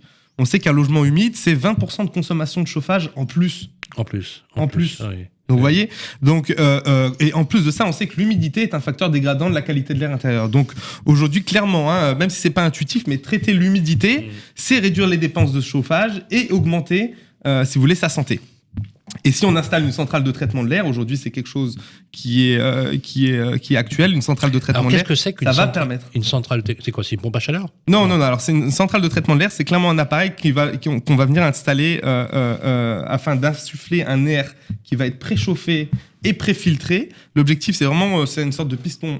Hein. On va mettre le logement en surpression. Oui. Et en fait, on va venir renouveler l'air intérieur toutes les 90 minutes avec un air qui sera totalement neuf. On va évacuer l'air vicié à l'extérieur du logement. C'est une forme de ventilation mécanique contrôlée ou pas? Non. Alors là, c'est vraiment, comme je vous l'ai dit, on va pas venir capter l'air pour le recracher à l'extérieur. On va directement insuffler un air à l'intérieur du logement pour justement servir de piston et évacuer l'air vicié et renouveler l'air intérieur de. Ça serait bien que les Français soient dotés de ça, François Jolivet. Parce que je suis pas un expert, donc voilà. je vais croire sur parole. Je vais vous donner un chiffre. 20% des Français n'arriveront pas n'y arriveront pas parce qu'ils n'ont pas les moyens de le faire. Alors, ça me permet de défendre l'ANA et son action. Moi, je voudrais, pour réagir au propos du président de l'AFNAIM région Île-de-France, je pense qu'il a raison. On habite dans un logement, on ne le consomme pas.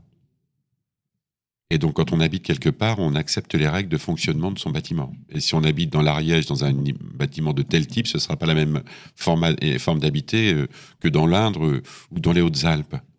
Donc, on habite. Et donc, on doit apprendre. Moi, je voudrais simplement attirer l'attention de tout le monde sur ce qu'on est en train de construire aujourd'hui. Tout ça est très bien fait, obéit à toutes les règles techniques, DTU, etc., etc. D'ailleurs, pour ne pas boucher les parties ventilation hydro-réglables dans les fenêtres, on fait des VMC, on fait peut-être ce type d'installation comme vous le pensez, mais ça va générer beaucoup de dépenses supplémentaires pour l'utilisateur. Parce qu'il faudra un contrat d'entretien. Je ne dis pas que c'est mal, mais en tout cas, il faudra être capable de le payer. Moi, je voudrais bien qu'on raisonne sur le coût de fonctionnement du logement en même temps que l'amélioration de ses normes et de sa qualité qu'il doit rendre à son usager. Et je pense qu'il faut qu'on se polarise là-dessus parce que je pense qu'on peut améliorer la qualité de l'air. Alors, peut-être pas partout, hein, pas dans les grands groupes immobiliers, pas dans les grands immeubles, mais en tous les cas, améliorer la qualité de l'air simplement en rappelant qu'on habite un lieu et qu'on doit respecter les règles de ce lieu. C'est ça. Voilà. Et je pense que ça, c'est extrêmement important. Après, je voudrais vous dire aussi que on entend parler beaucoup de qualité comme si on n'en avait pas aujourd'hui. Mais soyons positifs. La qualité de l'air, depuis 2011, on en parle. Les premiers rapports de l'ANSES 2011-2007. On a essayé de traiter le plomb, on a essayé de traiter l'amiante pour les intervenants dans les logements. C'est vrai qu'on n'a pas supprimé le lino ou le balatum avec l'école, les machins. Il y a peut-être besoin de travailler sur ces choses-là parce que le balatum qui vieillit, ça crée aussi des particules, d'après ce qu'on m'a expliqué. Donc il faut faire très attention, ce qui prouve que le parquet était peut-être pas idiot. Je referme la parenthèse. Mais voilà. Il faut faire en sorte qu'on construise pas des monstres que les gens ne pourront pas se payer et pas habiter. Et puis, il faut sans doute, comme le dit très bien le président de la FNAIM, avec ses mots à lui, personne ne doit rentrer dans un lieu sans savoir comment on doit l'utiliser. Et voilà, il faut faire sortir le statut de l'occupant du logement, lui faire quitter son rôle de consommateur, un rôle d'habitant tout simplement. Voilà.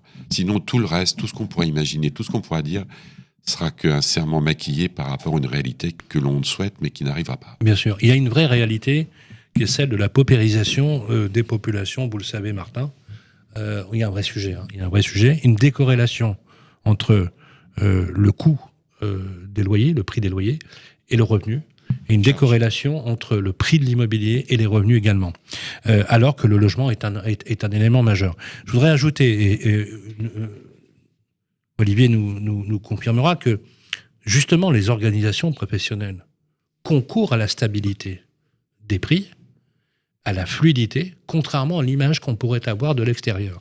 Et c'est la raison pour laquelle, d'ailleurs, il y a un gros travail à faire. Jamais un administrateur de biens, écoutez-moi bien, jamais un administrateur de biens ne fera de la surenchère ou même de la spéculation sur les loyers. C'est pas son rôle du tout. Son rôle, c'est de garantir la valeur patrimoniale sur le long terme.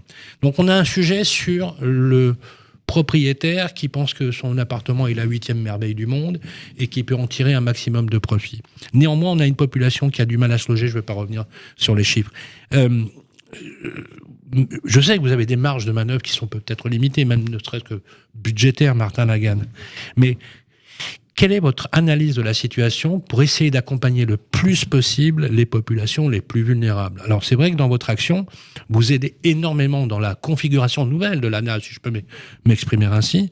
On voit que les populations vulnérables, vous les avez réellement dans le bon collimateur et que vous avez vraiment décidé politiquement de bien les accompagner. Est-ce que vous pouvez nous confirmer cette information?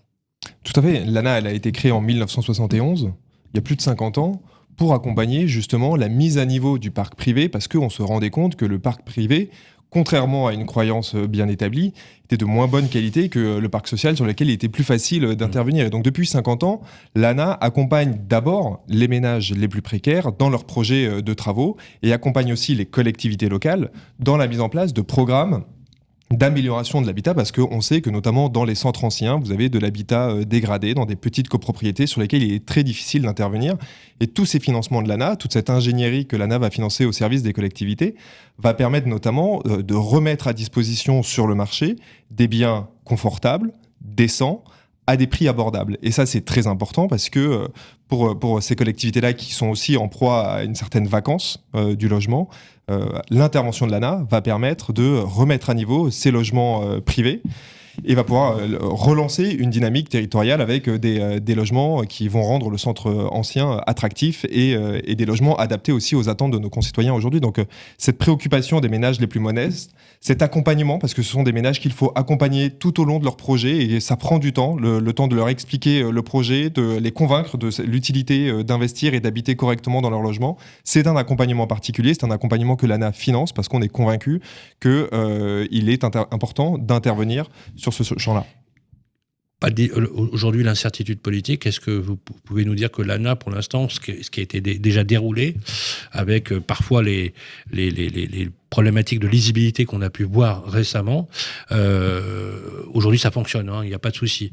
Parce que c'est vrai qu'aujourd'hui on n'a pas de gouvernement, on ne sait pas si Valérie Létard, qui a été une excellente, il faut le dire, ministre du Logement, et on souhaite tous, je crois, dans la profession, vous m'en parlerez tout à l'heure, Olivier, sa reconduction, parce qu'elle a déjà survécu au gouvernement Barnier, ce qui était déjà pas mal. Donc aujourd'hui, on est d'accord, ça va. l'ANA, les volumes, on peut y Aujourd'hui, aller, vous avez des dispositifs qui sont accessibles à tous. D'accord. Temporairement, Ça reste le pérenne. guichet sur la rénovation d'ampleur pour la rénovation énergétique a été fermé et réouvrira le 30 septembre. Oui. Mais ça ne doit pas obérer le fait que la rénovation par geste est restée ouverte, que la rénovation des Ça ouvre copropriétés... demain. Ça ouvre demain. Non, elle est restée ouverte tout l'été, la rénovation par Oui, geste. La rénovation des copropriétés est restée ouverte tout l'été et continuera sans changement de règles. Ok. Et puis on a aussi tout ce qui est habitat indigne et adaptation Bien des sûr, logements à la bien perte sûr. d'autonomie. Tous les ménages que l'ANA accompagne ont pu avoir des solutions Ça marche. dans cette période. Est-ce que vous êtes conditionné également sur le PLF 2026 ? Ah bah bien sûr, l'intervention de l'ANA en 2026 est quand même conditionnée à l'adoption d'un projet Bien de loi. sûr, On est un bien opérateur sûr. de l'État. Eh bien, on va tout faire justement pour que vous continuiez à accomplir au quotidien votre mission. Un commentaire sur ce point-là, Olivier Principal. Alors, il y a deux choses, parce que j'aimerais que vous rappeliez quand même, c'est important, que les professionnels ne sont pas là pour faire de la spéculation immobilière et mettre au bord de la rue tous les Français qui sont en mal logement. Juste replacer les choses correctement. En fait, faut voir notre mission. On nous a souvent collé une image qui n'était pas la réalité. Moi, je vous dis, j'ai logé toute ma vie des locataires. Il était important pour nous qu'ils soient dans un environnement qui donne une bonne image du professionnel. On présente des logements de qualité et avec le temps et avec aussi des arbitrages, on est capable de dire non à un propriétaire qui veut louer un logement en mauvais état. Avec des arbitrages, on arrive à monter en qualité le niveau des logements et satisfaire. On est capable aussi de certifier la décence des logements. On nous a collé du permis de louer. Je vous parlerai de l'encadrement des loyers un autre jour, mais on nous a mis un permis de louer en place. Ça s'est développé un peu partout, où en réalité, on pouvait plus donner l'accès à logement à un locataire si le pouvoir du maire n'allait pas vérifier si le logement était décent. On n'a pas attendu le permis de louer, nous, en tant que professionnels, pour s'assurer que le décret d'essence de 2002 était respecté. Bien sûr. Et le sujet, d'ailleurs, de la qualité de l'air ou de la ventilation n'est pas certifié. C'est un des éléments dans lequel il n'y a pas de diagnostic. D'ailleurs, il n'y a pas de diagnostic d'essence d'un logement. On pourrait se poser la question, d'un diagnostic d'essence avant de louer. Nous, on a toujours certifié les logements et on était prêt à accompagner les pouvoirs publics sur la certification de la décence pour montrer que les professionnels, d'une part, mais aussi de manière générale, qu'on est attentif à la qualité d'un logement avant de le mettre en location. Après, sur le sujet politique, nous, on est à fond derrière l'ANA. Je suis membre du Conseil national de l'habitat et chaque modification du périmètre de l'ANA est une problématique pour la politique publique. Quand on change 3 fois par an le périmètre de MaPrimeRénov', par exemple, vous pouvez être certain, quand dans les agences locales énergie-climat ou même dans l'esprit du public, bouger les lignes, ça va mettre un coup de frein et un coup d'arrêt. Il y a encore 15 jours, on nous a soumis un projet de texte dans les contraintes budgétaires que celles qu'on connaît, où on venait réduire de 25% les plafonds d'intervention de MaPrimeRénov', et dans lequel il était question de ne plus valoriser les travaux d'isolation thermique par l'intérieur et par l'extérieur. C'est un truc de dingue. On n'a jamais vu ça. C'est-à-dire que si demain on dit à n'importe quel propriétaire, votre intervention sur l'isolation thermique, elle ne sera plus prise en charge par des aides, des subventions, je veux dire, comment vous voulez qu'on arrive à régler le problème de la performance énergétique ? C'est le cas, Martin ? Non, c'est le cas pour la rénovation par geste à partir de 2026, mais l'isolation reste bien évidemment finançable dans le cadre d'un projet d'ampleur qui permet aussi de construire un projet complet. Moi, je n'ai pas de difficulté sur l'accompagnement plus important de la rénovation d'ampleur. Oui. Mais Là, la couvert, rénovation d'ampleur, elle est très bien pour toutes les personnes qui, au fur et à mesure de l'entretien de leur patrimoine, n'ont rien fait. Nous, on a plein de propriétaires qui sont vertueux et des immeubles qui sont vertueux. Ils ont fait le toit quand c'était nécessaire avec l'isolation thermique. Vous voulez dire que juste ce geste-là, par exemple, il est plus pris en charge, c'est bien ça ?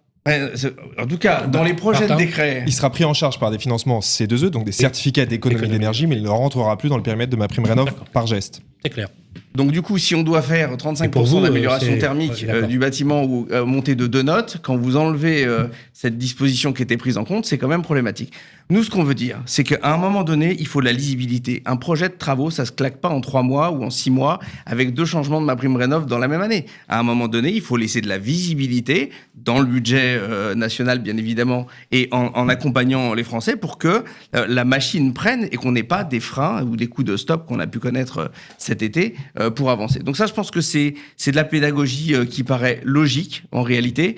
Et je peux vous dire que les copropriétés et les bailleurs aujourd'hui ne savent plus à quel saint se vouer, compte tenu des rétroprédalages permanents. Donc voilà, nous, ce qu'on appelle bien évidemment, c'est à faire en sorte que toutes les catégories de propriétaires ou de copropriétés soient éligibles à des dispositifs d'aide. Hein, on peut pas dire à des propriétaires qui ont fait le job en entretenant leur patrimoine régulièrement, vous n'avez le droit à rien parce que c'est un monoposte. Ouais. Et à un moment donné, il y a une espèce d'équité. On a une équité qui est importante pour tous les Français, qu'on aide, et c'est le sens de la France, qu'on aide mieux ceux qui en ont le plus besoin, il n'y a aucune difficulté, mais à un moment donné, on ne peut pas toujours dire aux mêmes qui font les choses correctement, vous n'avez le droit à rien, c'est réservé aux autres. Voilà, je pense que c'est quelque chose qui remettrait un peu de justice sociale aussi dans les dispositifs publics. Justice sociale, c'est bien de ça dont il est question. On va devoir se quitter, messieurs. Je voudrais que l'on se quitte sur quelques mots, toujours résolument positif, constructif, bien évidemment. On va tâcher de l'être dans la morosité ambiante et de vous donner les bons conseils. Je vous rappelle, les amis, maison-scène.fr, c'est le bon réflexe.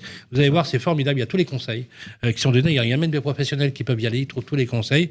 Je vous conseille d'y aller, d'ailleurs, mon cher Martin, parce que c'est très bien fait et ça plaide véritablement pour ce que vous faites également au quotidien. Quelques mots, juste. Qu'est-ce qu'on peut faire pour améliorer les choses? Quels conseils vous donneriez? On va commencer par vous, docteur Ordener, Steve Ordener. Eh bien, écoutez, Sylvain, si je reste sur mon champ de compétences qui sont les comportements organisationnels, le plateau là vient de bien échanger sur ce qu'on appelle, nous, dans notre métier, le moment de vie. Donc, on voit qu'il y a finalement plusieurs choses. Il y a le moment de vie lorsqu'il y a soit des gros travaux en un bloc, soit fait successivement. Donc ça, je dirais qu'il faut quand même effectivement le garder en tête, que pour l'avenir, par rapport à ces problématiques d'air intérieur, d'humidité, on l'intègre mieux. Voilà, et les professionnels ici sont plus compétents que moi pour en parler. Moi, là où dans le cadre de mes activités d'accompagnement de chargé de mission, je m'aperçois que probablement, tout ce qu'on vient de dire tourne autour d'un seul mot qui est prévention. Voilà. Et derrière ce mot-là, techniquement, on y met aussi bien de la sensibilisation que de la communication, enfin communication vers les personnes concernées, effectivement vers les locataires, effectivement pour qu'ils ne bougent pas leur grille d'aération, vers les professionnels pour qu'ils soient plus formés, puisque c'est un des 7 freins qui est identifié, c'est-à-dire c'est le manque de formation. Et probablement, peut-être aussi, auditer préventivement. On a vu sur le premier plateau que un des risques était de trop laisser partir la situation et qu'à partir d'un moment donné, lorsque c'est trop tard... Votre collègue Manuel Bojakowski, qu'il fallait régulièrement faire un audit comme un check-up. Voilà. C'est à un moment donné, le faire comment, je ne sais pas, mais en tout cas, on fait bien prévention incendie, on fait bien plusieurs types de prévention. Lorsqu'on voit qu'il y a 20 000 morts par an, on ne peut pas rester sans rien faire. Bien sûr. Donc, lorsqu'on voit le nombre de bâtiments concernés, c'est vrai on a beaucoup parlé de conjoncture. Moi, je voudrais vous parler de structure, voilà, le temps long. Et effectivement, diagnostiquer lorsqu'il y a un risque identifié, oui. Probablement prévenir aussi à l'avenir pour ne plus attendre que la maladie s'installe et que le bâtiment se dégrade. Merci beaucoup, Steve Ordener. Martin Lagan, quels sont les conseils que vous souhaiteriez et les messages que vous souhaiteriez faire passer aux Français qui nous écoutent? Le message, il est simple, c'est qu'il faut être acteur de son logement. Rénover, c'est essentiel. Adopter les bons usages et les bons comportements après la rénovation, les tout autant. Merci beaucoup. Olivier Principal, vous, l'avantage, c'est que vous êtes vraiment au cœur du réacteur. Vous êtes à la fois sociologue, technicien, polytechnicien, parce que dans votre métier, on fait tout. Non, mais c'est vrai. Au sens polytechnicien au sens étymologique du mot. Voilà. Oui, on est d'accord. Oui. Non, mais je vous donne l'explication que vous sauriez quand même. Non, mais c'est vrai ou faux? Oui, c'est vrai. Vous manipulez combien de disciplines au quotidien? Technique, juridique, fiscale, commercial, médiation, sociale, assistance. Voilà. Tout à fait. Donc, quelque part, justement, quels sont, s'il vous plaît, les conseils que vous donneriez à une copro ou même à un petit propriétaire qui veut louer son bien et qui a besoin d'améliorer les conditions de vie?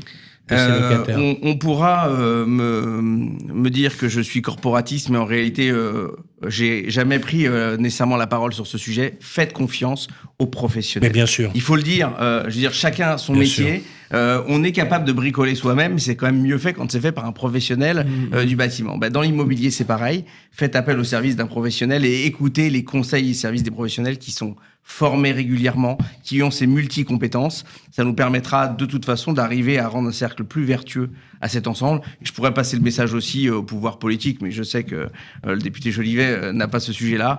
Écoutez les retours de terrain et les conseils des professionnels pour construire des politiques publiques et pas seulement en bout de course pour croire qu'on est juste là pour appliquer une politique qui n'a pas été construite avec nous. Il faut du pragmatisme dans ce pays et du bon sens. François Jolivet. Politiquement, qu'est-ce que vous feriez passer comme message aux Français qui vous écoutent ? Il faut que la France ait un budget, sinon l'ANA s'arrête. Ça, c'est le premier point. Le second point, ce serait de dire que lorsqu'on est un propriétaire bailleur, on a une obligation de conseil pour son occupant. On pourrait avoir l'obligation de visite du logement annuel pour rappeler quelles sont les règles d'usage. Parce qu'on observe tout de même que le propriétaire occupant, donc qui est dans son propre logement, a une autre manière de le vivre et s'intéresse plus à cet ouvrage puisque ça lui appartient. Et encore faut-il des conseils tout de même de l'ANA, mais on va dire que ça va un peu mieux. Et puis le troisième message, si vous me permettez, Sylvain, c'est de se dire que veillons à ne pas construire des bâtiments impossibles à gérer et à des coûts de fonctionnement trop élevés que les occupants ne pourront pas se payer. Voilà. Alors, merci. Non, mais c'est important ce que vous dites. Vous parliez de la voie du bon sens. C'est le problème qu'on a dans notre pays au niveau du logement. Et je pense que l'action, vous savez, d'une entreprise comme Murprotec à s'engager sociétalement, il faut la saluer. On doit saluer des entreprises qui investissent, qui mettent des moyens. C'est une innovation sociale. C'est pas qu'une innovation technologique que l'on célèbre aujourd'hui. Il faut saluer justement cet engagement et merci également pour ce que vous faites. Justement, je vais conclure avec vous, Édouard David. Ouais. Vous êtes responsable du pôle d'engagement sociétal. C'est la deuxième émission que l'on coproduit, vous et moi. J'aimerais qu'on la conclue là très rapidement tous les deux. Qu'est-ce que vous en avez retenu le plus aujourd'hui ? Et finalement, on se rend bien compte que ce que disait Martin Lagarde, François Jolivet, Steve Ordener, Olivier Principal, l'usage, les cas d'usage, le comportement, c'est vraiment la clé. Je pense que ça a été plutôt bien résumé. Rénover avec la qualité de l'air intérieur en tête. Ça, on a vu qu'il y avait des intérêts à la fois sur le confort des ménages, mais aussi un intérêt également sur les factures énergétiques. Donc, c'est prendre en compte et en considération notamment tout ce qui a été évoqué, faire confiance à des vrais professionnels. Le diagnostic et le diagnostic précoce font partie des solutions aujourd'hui qui vont permettre justement d'aller et de tendre vers ça, en tout cas, à un moment donné. Donc, moi, je remercie encore une fois la qualité de ces plateaux et des intervenants qu'on a l'occasion d'avoir. Les expertises partagées sont de qualité et je pense c'est intéressant ce que dit parce que justement on est dans une démarche de proactivité, de répétition également. C'est la raison pour laquelle cette collection a vu le jour, bien évidemment. Je rappelle également que tous les samedis, entre 12h et 13h, dans Parlons Immo, une émission que nous produisons et que j'anime en particulier sur Sud Radio, où il y a 89 fréquences, vous avez souhaité faire une grande chronique sur Maison Scène pour tous les Français qui nous écoutent. C'est un vrai sujet. Il est temps maintenant de conclure. Je voudrais vous remercier vraiment d'être tous venus à notre émission. Remercier sur les premiers plateaux Antoine Flahault, Pierre Pernaut, Manuel Wojciechowski et Gary Ordener, bien évidemment le directeur général de Murprotec. Un immense merci à vous, Martin Lagarde, d'avoir pris le temps de venir nous voir. Vous êtes toujours fidèle quand on vous appelle, et très engagé. C'est un vrai plaisir de travailler avec vous. Vous êtes directeur de la communication et porte-parole de l'ANA. C'est un immense honneur également d'avoir François Jolivet, député de l'Indre, spécialiste du logement, référent logement chez Horizon. Ne changez rien. On espère que justement vos idées, votre programme sera mis en œuvre. En tout cas, vous l'avez dit tout à l'heure, parce que ça c'est chirurgical comme réponse. Encore faut-il que nous ayons un budget pour 2026. Ne serait-ce pour garantir également la pérennité de l'ANA également. Un immense merci à vous, Steve Ordener. Merci, Sylvain. Vous êtes professeur associé à l'Université de Lorraine, chargé de mission auprès du DG, directeur général de Murprotec, Gary Ordener. Merci également à vous, Olivier Principal, président de la PNAIM du Grand Paris, toujours aussi engagé. C'est important ce que vous avez dit pour les professionnels, parce que certains pourraient dire, effectivement, c'est un langage corporatiste. Mais en tout cas, une chose est sûre, et c'est sans appel, quand on passe par les professionnels, quand on travaille avec des institutionnels, des professionnels de l'immobilier, il y a des variations à la baisse constantes sur les 40 dernières années des loyers, par exemple. et qu'on sait que passer par l'intermédiation, c'est effectivement un gage professionnel. On n'est pas dans un rapport spéculatif, on est dans un rapport patrimonial, pérenne, constant de transmission.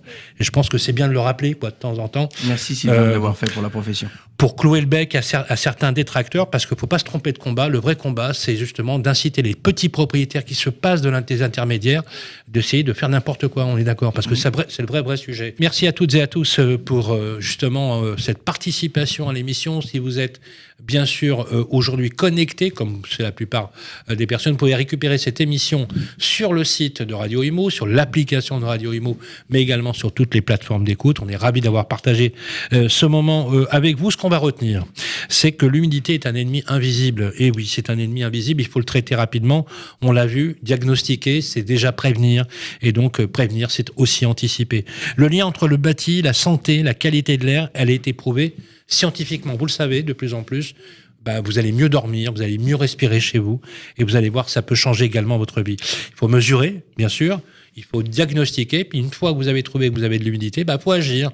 Vous appelez Murprotec, vous faites ce qu'il faut en termes de travaux pour justement améliorer les conditions de vie dans votre logement. La qualité de l'air intérieur doit devenir un réflexe également dans votre gestion patrimoniale. Je vous donne un exemple. Si vous le faites, vous allez gagner entre 10 et 20% de valeur supplémentaire. Et oui, 10 à 20%. Vous savez, c'est comme les notes énergétiques sur le DPE. Quand vous avez une mauvaise notation, vous perdez de la valeur. Quand vous avez une meilleure notation, vous gagnez de la valeur. Il va de même pour la qualité de l'air intérieur. Gary Ordener, vous êtes avec nous sur le plateau, directeur général de Murprotec France et Suisse. Quelles sont les priorités pour les semaines à venir ? Alors, pour les semaines à venir, Sylvain, suite à notre partenariat avec la FNAIM, d'accord, nous allons développer avec eux des outils pour aider les agents immobiliers, d'accord, pour répondre à leurs obligations de conseil, d'accord, et d'information. Nous allons également préparer notre présence au Salon de l'IMO, c'est bientôt, c'est le 8 et 9 décembre. Et bien sûr, on continue à recruter... Le Salon de l'IMO, qui est aussi le congrès de la FNAIM, qui aura lieu où au Carrousel du Louvre. Absolument. Exactement. Et bien sûr, on continue, Sylvain, à recruter des experts, des techniciens, des applicateurs. Donc, n'hésitez pas à nous contacter si vous voulez rejoindre un vrai projet. Au-delà, d'accord, de faire des travaux, c'est également sauver des vies. Voilà, sauver des vies, recruter bien évidemment, on peut aller sur le site www.murprotec.fr, on peut poser sa candidature, on peut vous appeler ou vous écrire un mail et vous garantissez à tout le monde bien sûr d'y répondre. Également, vous avez pour les bons réflexes, les bons gestes, vous pouvez aller sur le site www.maison-scène.fr où vous avez tous les conseils pratiques justement pour améliorer les conditions de l'habitat. Encore une fois, un petit clin d'œil à nos amis suisses qui suivent également ce programme. Gary, je vous donne rendez-vous pour une 3e édition de Maison Scène, la qualité de vie dans l'habitat, et on se retrouvera bien sûr également sur l'ensemble des événements. Prenez soin de vous, prenez soin de votre maison, et on se retrouve très bientôt pour un 3e numéro de Maison Scène. Maison Scène, une émission proposée par Murprotec, à réécouter et télécharger sur le site et appli de Radio.imo et sur toutes les plateformes de streaming.